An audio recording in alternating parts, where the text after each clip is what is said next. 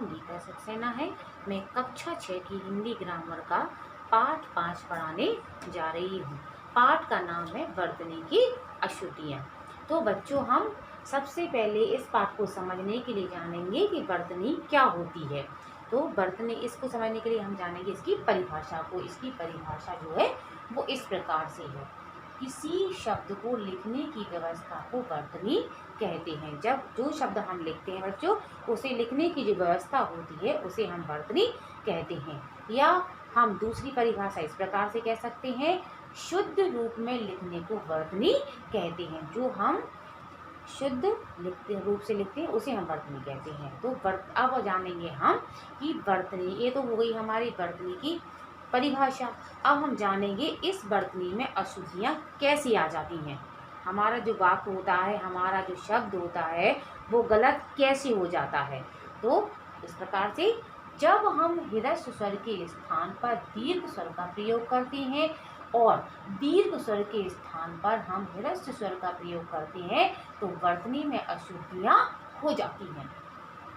जैसा कि बच्चों आपको पता होगा कि हमारे जो ह्रस्व स्वर होते हैं उन्हें हम जल्दी बोलते हैं और जो दीर्घ स्वर होते हैं उन्हें देर तक बोला जाता है। तो यही गलती हमारी अशुद्धियाँ बन जाती हैं।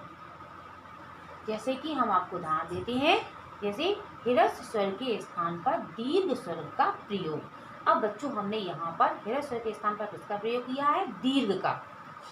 तो हमारा ये अशुद्ध वाक्य है। हमें यहाँ पे ह्रस्व स्वर का प्रयोग करना था जल्दी, लेकिन हमने किसका प्रयोग किया है? यहाँ पर फिर दीर्घ स्वर का। हमने देर तक बोला, जैसे मिलना, शुद्ध रूप है इसका मिलना। दयालु, शुद्ध रूप है दयालु।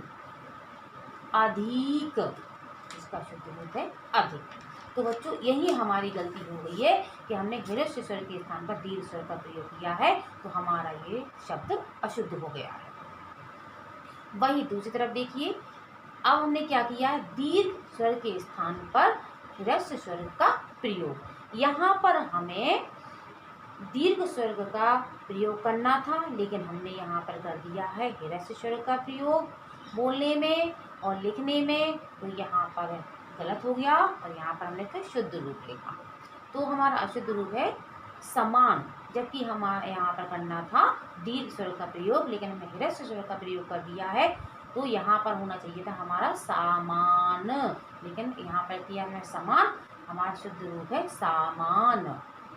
फिर है बीमारी, जबकि शुद्ध रूप है इसका बीमारी। दूध, जबकि इसका शुद्ध रूप है दूध। तो हमसे गलती हो गई है, ये हमारी गलती से हमारा शब्द अशुद्ध हो गया है। तो ये हो गई हमारी वर्तनी की अशुद्धियाँ। तो बच्चों, जैसे हमने सबसे पहले बताया आपको वर्तनी किसे कहते हैं, फिर हमने बताया वर्तनी में अशुद्धियाँ कैसे आ जाती हैं। तो बच्चों, आपको समझ में आ गया होगा कि हमने क्या किया है कि हमने ह्रस्व स्वर के स्थान पर दीर्घ स्वर का प्रयोग किया है और दीर्घ स्वर के स्थान पर ह्रस्व स्वर का प्रयोग किया है। तो हमारे वर्तनी में अशुद्धियाँ आ गई हैं। तो बच्चों, अब आपको समझ में आ गया होगा कि वर्तनी किसे कहते हैं, वर्तनी की अशुद्धियाँ कैसे होती हैं, इसमें अशुद्धियाँ कैसे आ जाती हैं, ये आपको अच्छे से समझ में आ गया होगा कि वर्तनी में अशुद्धियाँ हमारी लापरवाही के कारण, हमारी गलती के कारण होती हैं। ठीक है बच्चों, तो ये था हमारा वर्तनी की अशुद्धियाँ। धन्यवाद।